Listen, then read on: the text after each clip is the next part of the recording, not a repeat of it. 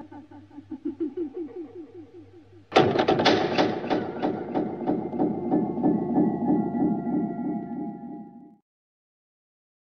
episode from the life of Sherlock Holmes will be transmitted to our men and women overseas by short wave and through the worldwide facilities of the Armed Forces Radio Service. Petri Wine brings you Basil Rathbone and Nigel Bruce in the new adventures of Sherlock Holmes.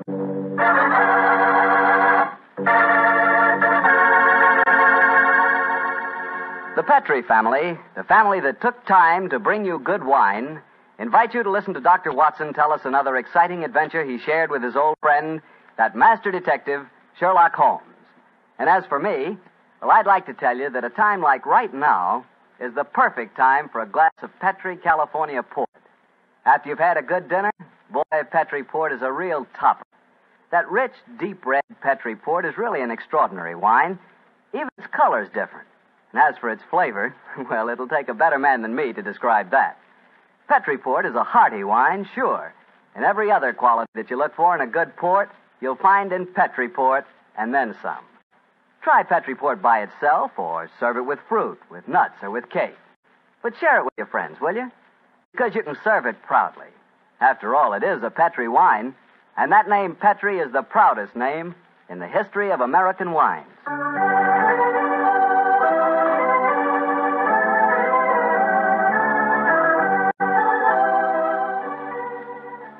And now let's visit our old friend and host, Dr. Watson. Good evening, Mr. Bartell. Good evening, Doctor. Settle yourself down and get your pipe going. Thanks.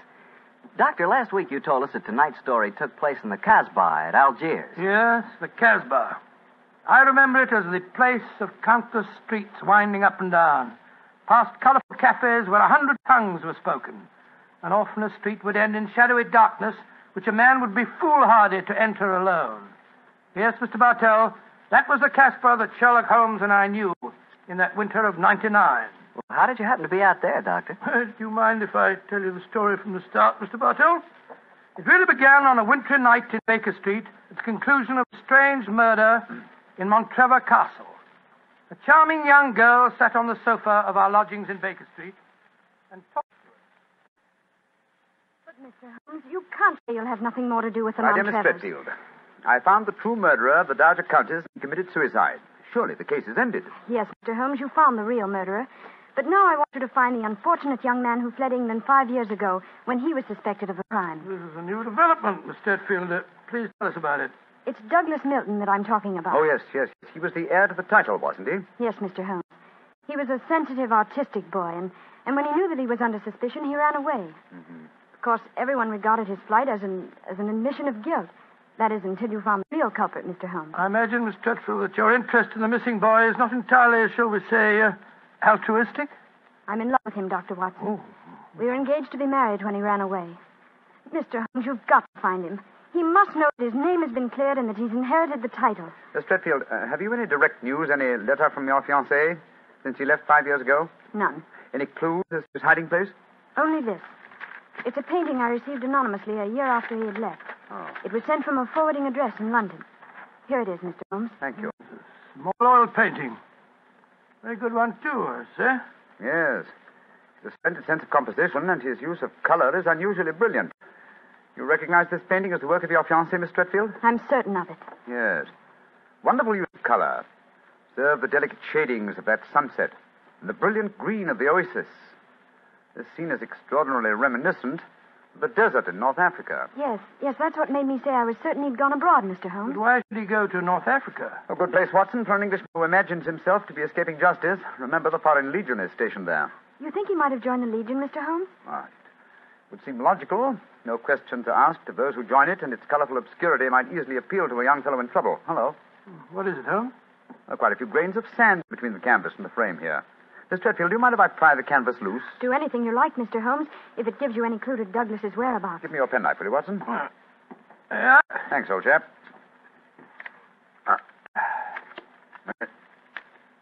Here we are. Can you see anything? Uh-huh. Look. The word sheriff. An Elafroun. Stamped here. Sheriff is probably the framer's name, and Elafroun is a town some 50 miles from Algiers. That settles it. Miss Tretfield, I accept your case. Watson and I will go to Africa and try to find your fiancé, Douglas Milton.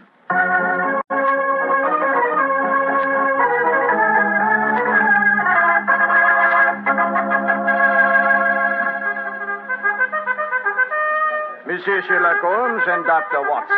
I have heard of you so often, but I never thought I should see you here at the headquarters of the Foreign Legion. What can I do for you, gentlemen? Well, Colonel Brisson, I'm trying to trace an Englishman who has been missing during the past 4 years. I have reason to believe that he might have joined the Legion. Yeah, I shall look in my records. Let me see. 4 years ago would be 1895. If Sherlock Holmes is tracking him, then I suppose he was in trouble in his own country. If he was in trouble, he might easily have come to us. We ask no questions. 97, 96, 95.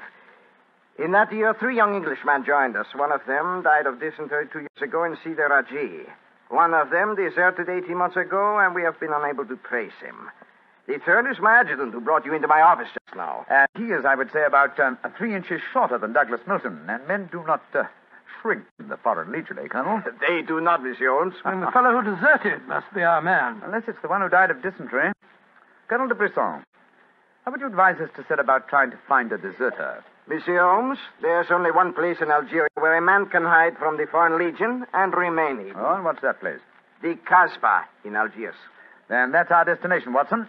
Be very careful, please, gentlemen. The Casbah is a place where the law is exiled. The police have no jurisdiction there. The only rule is that of strength, violence, and treachery. We shall be very cautious, I assure you. Goodbye, Colonel de Brisson, and thank you for your help.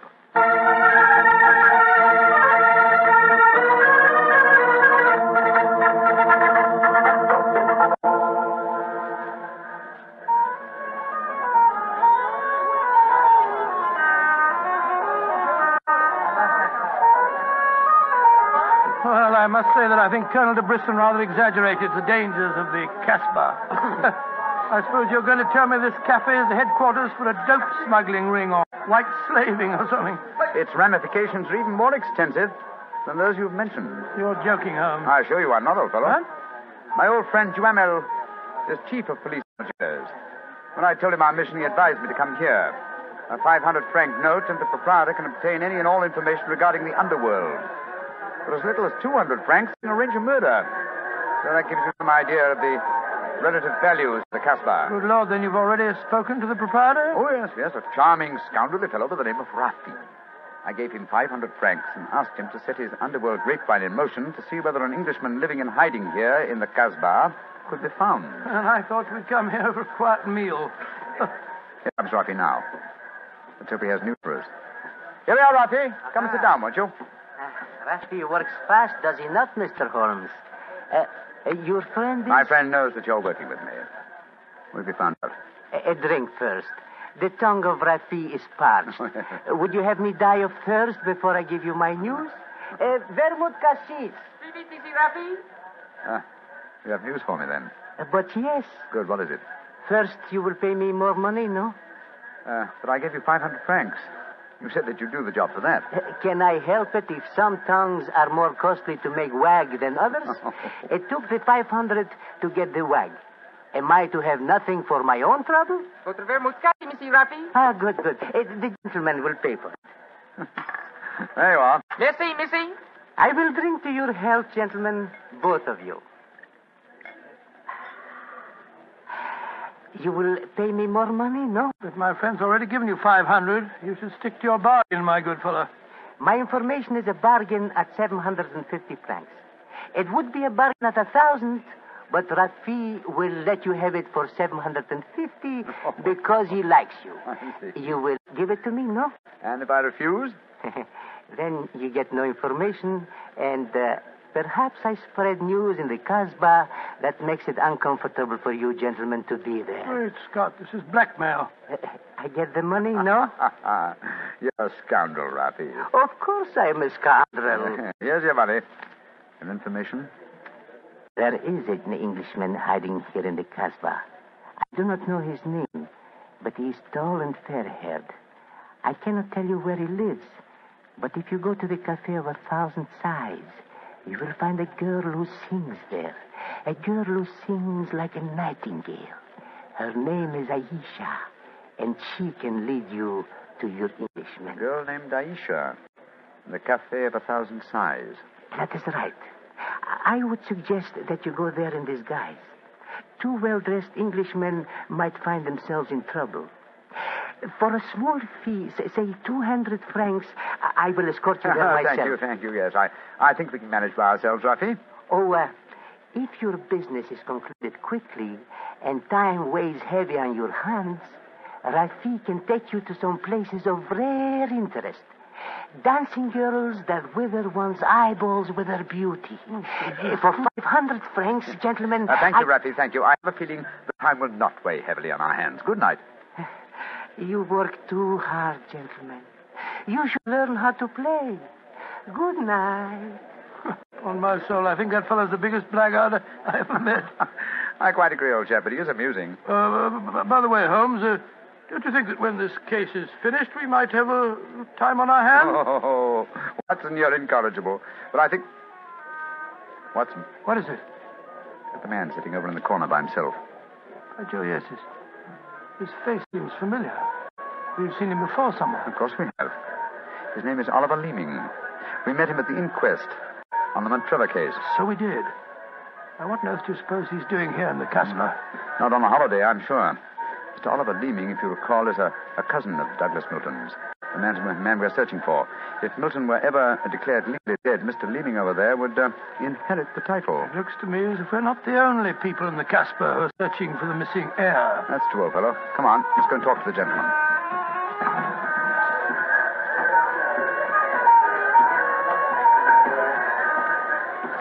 Mr. Oliver Leeming, how very odd to meet you here. Well.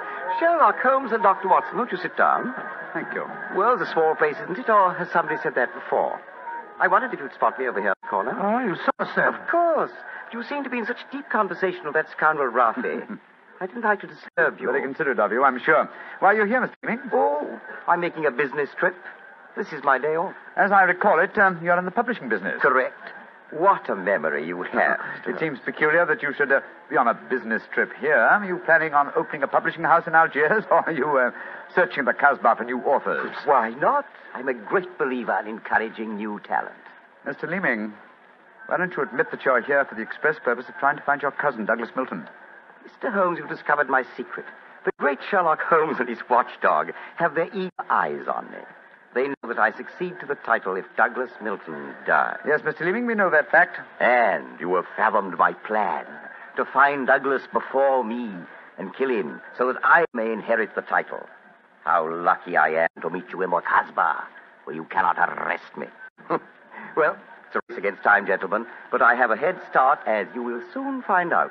Goodbye, and the best of luck to you. Extraordinary fellow. He's joking, of course. I believe not, Watson. I think he labors under the whimsical belief that the best method of discounting the truth is to state it as baldly so that it will not be believed. Great Scott, then we must work fast. Yes, old chap, we must. I'm sure that we're entrants in a race against death. We must get back to the hotel and into our disguises as quickly as possible. After that, we shall visit a young lady named Aisha in the Cafe of 1,000 Sighs. And I'm certain, Watson, that it will be the first time two men have ever entered the Casbah for the express purpose of preventing a murder.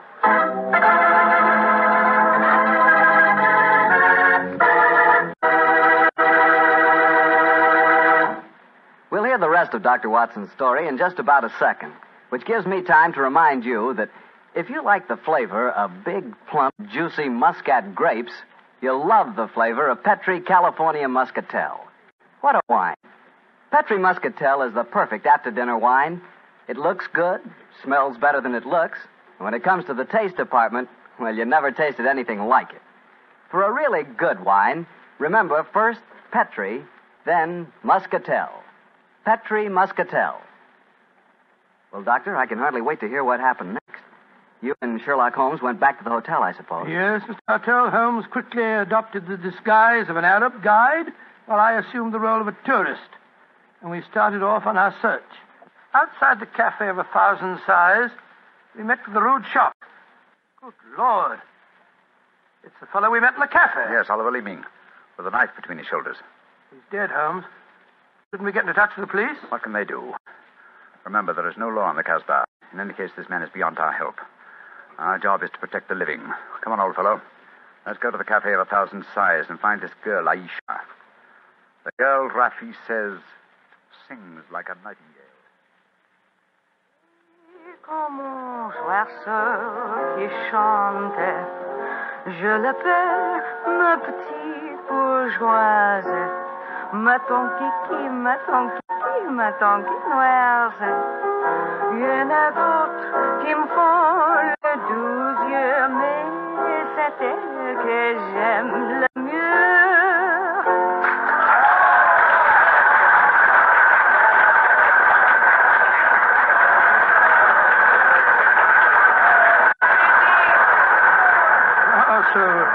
So that's the girl, Aisha. She's very beautiful. Don't forget our role of tourist and guide, old chap. Master, would you to meet this Aisha? Very much indeed. I will see if it can be arranged, Master. Wait here for me, Watson. I'll see what I can do. Right you are, Holmes. Be careful now.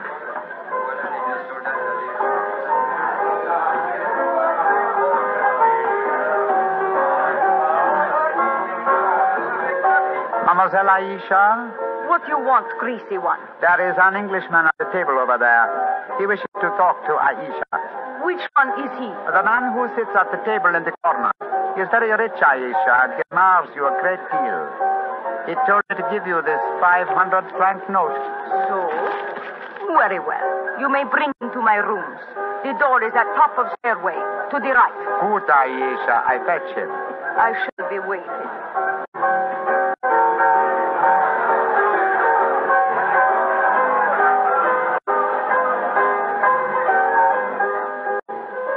Aisha will see you, Master. Follow me, please. Oh, very well. I hope you know that you're going to handle this, Holmes. Don't worry, Watson. In this case, I think honesty will be the best policy. Well, I'm not so sure. This place is a thieves' kitchen if ever I saw one. You better be careful. First door to the right at the top of the stairs. This is it. Come in. Oh, come and sit over here, Mr. Englishman. Greasy one, you may leave us. Mademoiselle, I may as well tell you at once that I am not an Arab guide. My name is Sherlock Holmes. What do you want with me? Why you trick your way in here? Don't be frightened, mademoiselle. I can explain our mission in a very few words. My friend and I have come in search of an Englishman by the name of Douglas Milton. We have good news for him. What make you think I might know of him? A gentleman by the name of Rafi suggested that you might. What is your good news for this Englishman? That he has been cleared of suspicion of murder and that he is the rightful Earl of Montrevor. That means when he knows this, he will leave the Casbah and return to his country? Naturally, madame. I do not know this man. I have never heard of him. Here is your 500 francs. Goodbye. Not so fast, Aisha, mon petit chou. I've been listening from behind these curtains. Gentlemen, allow me to introduce myself. My name is Douglas Milton. Douglas Milton, we find you at last. It gives me infinite pleasure to have succeeded in my mission. How do you do, sir? This is very exciting. It is indeed. Yes, I think the occasion calls for a drink. What will it be, gentlemen? Well, I think a glass of port would be very nice, sir. Yes, it would be the most appropriate for toasting the new Earl of Montrevor. Splendid, splendid. Aisha, bring glasses and a bottle of port and some creme de menthe for me. You are not going to England. I will never let you leave me. Oh, stop being so melodramatic, Aisha. Please bring 2 bottles and some glasses. Very well. I am sorry. Mr. Holmes, I can't tell you how I appreciate your trouble in coming all this way to find me. But I must tell you at once, there's one problem that makes it difficult for me to leave this country. You see, I deserted from the Foreign Legion. Yes, we know that, my boy. In fact, that's how we first got onto your trail. I shouldn't let that fact worry you, Mr. Milton. I'm certain the British consul in Algiers can arrange to have any charges dropped against a peer of the realm. Oh, well, I never thought of that. Here are the bottles. You must excuse the glasses, gentlemen. Tumblers are hardly cooked, I suppose, but... Well, they won't spoil the flavor, I'm sure. 2 glasses of port and creme de menthe for me. Only 3 glasses, Aisha? Bring a glass for yourself. I do not wish to drink. And I insist that you do. Bring a glass, Aisha. Why should I drink if you are leaving? Mr. Milton, do you know Oliver Leeming? Of course, he's my cousin. Yes, he came here half an hour ago and threatened me. Did you also know that he's lying dead in the street? Murdered? Well, yes, I did. If we went in the Casbah, I wouldn't tell you this, but Aisha stabbed him. She followed him when he left here. He killed him and then slipped back just in time to sing a song a few moments ago. Oh, you needn't look so shocked, Dr. Watson. Life is cheap in the Casbah, and Aisha is a girl of violent passions. Come on, let's drink. A toast to the new Earl of Montrevor. Oh, excuse me, sir. You took the wrong glass. You were drinking my port. Oh, silly mistake. I can't bear port. Very English of me, I'm afraid, but, well, after all these years, I don't feel particularly English. In fact, I'll probably find it very hard to adjust myself to the old life when I go back. Or perhaps I should say, if I go back. Since you feel that way about it, Mr. Milton, why go? You can claim the title and the revenues of the estate without leaving Algeria. You could stay here and live on the income. I didn't realize that would be possible. You sure I could do that? Oh, yes, I'm quite certain of it. But if you doubt my word, I suggest we all adjourn to the British consulate in Algiers. They can put you straight on the matter. That's a good idea. Let's go over there at once. Now I've been listening to you, my friend. You're planning to leave me. Once you go from the Casbah, I shall never see you again. Put down that knife, Aisha. I will not let you go. You belong to me. If you try to leave me now, I will kill you. Put down that knife, Aisha. You've done enough damage for one night. Why, you... Put it down, you fool. Put it down. Let me go. Let me go. She twisted the knife on herself as she fell. Holmes, help me turn her over. She's dead, Mr. Milton. Poor Aisha. It's a bloody path that leads to the Montrevor title, sir. I suggest that we see that the poor girl's body is taken care of. Then go to the British consulate without any further delay.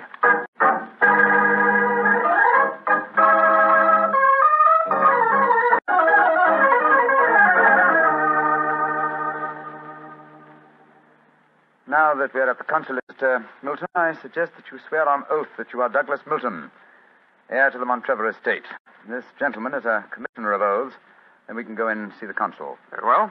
Now, raise your right hand, please, and repeat after me. I hereby solemnly swear that I am Douglas Milton, the missing heir to the Montrevor estate. I hereby swear that I am Douglas Milton, missing heir to the Montrevor estate. Thank you, sir. And now, if you will sign the statement here, these gentlemen can witness it. There you are. Thank you, sir. And now, if you gentlemen will sign. Yes, certainly. Thank you, gentlemen. The document is now legal. Splendid. Now let's go over and see the consul. Not yet, my friend. Watson, this man is not Douglas Milton. What the devil are you talking about? There is no law in the Casbah, sir, so you cannot be punished for the 2 murders you committed there. But now that your avarice has tempted you here to Algiers, where you've been foolish enough to sign a false statement, I think we can at least settle you very nicely for desertion, false impersonation, forgery, and perjury. What do you mean? The story should be obvious, old fellow. Oliver Leeming did track down the deserter. Recognition was uncertain after so many years, but at least it gave this gentleman the idea of impersonating the real Douglas Milton, a friend of his. You have a lively imagination, Mr. Holmes. The real Douglas Milton died of dysentery 2 years ago in Sidi El Raj. As soon as the idea of impersonating Milton was born, Leeming had to die. Your theories are very interesting, but you haven't a shred of proof. I say that I'm Douglas Milton. How are you going to prove otherwise? Very simply, my dear sir. Douglas Milton was a painter. A painter who excelled in the use of vivid colors. You, sir, suffer from the quite common malady of red-green color blindness. Less than an hour ago, you mistook a glass of port, which is red, for a glass of creme de menthe, which is green. I knew at once that you were an imposter. You're cleverer than I thought you were, Holmes. Goodbye. Here, come back. No, Watson. Don't go after him. But we can't let him escape, Holmes. Don't worry, old chap. He won't escape. I sent a message to Colonel de Blanc. If you go to the window, I think you'll find that the consulate is being watched. The Legion has a long memory for desertion. I don't think he'll get very far. They got him, Holmes. Shot him as he was trying to run away. A just death for him. Lived a life of violence and treachery, Watson. It's only fitting that he should die in the same manner.